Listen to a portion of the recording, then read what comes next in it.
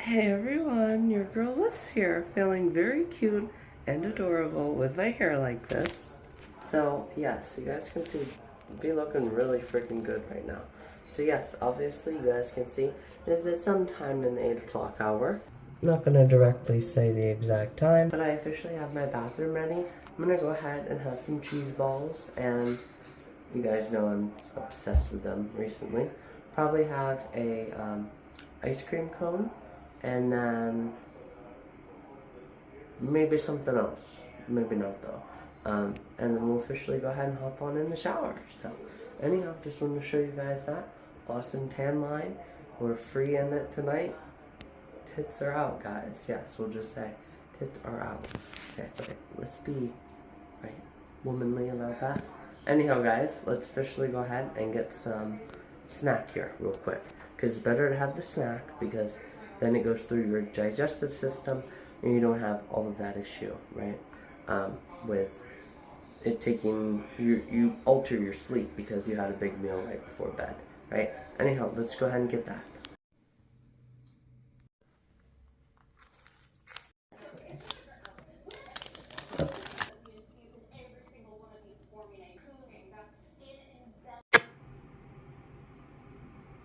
Hey everyone, your girl Liz here. So it's almost time for me to leave for work.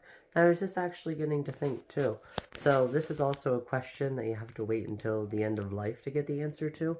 But I wonder, remember, like I said, if the hijackers took it down themselves, it would be murder, right? But then whenever they decided to take it down themselves too, then it became suicide too, right? They had to want to die, right? Obviously, right? And that's what they made up their mind that they were going to do. They were going to die to prevent other people from dying, right? Stop the casualties at the lowest number possible, right? So, yes, I wonder why, though, they didn't, like, kill the hijackers. Obviously, they killed them in the process. But why didn't they then try to fly the plane themselves? You know what I'm saying?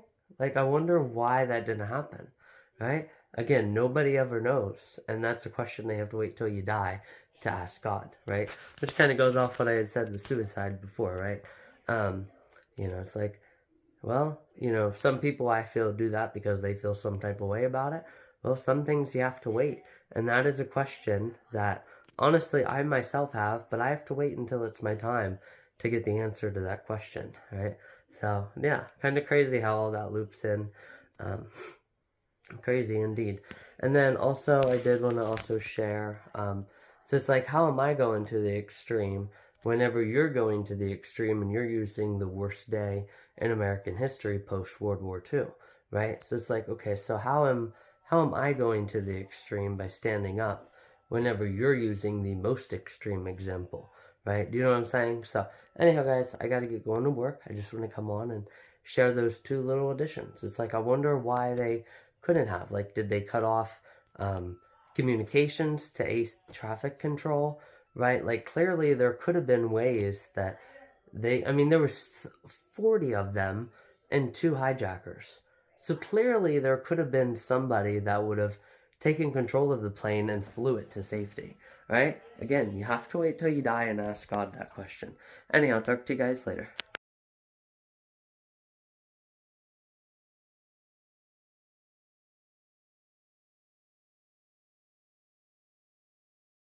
So as you guys can see, I did briefly look then before I went into work, and it does say that the hijackers, deliberately drove it down themselves because what they did was they tried to shake the plane, right? And obviously that would only work to an extent.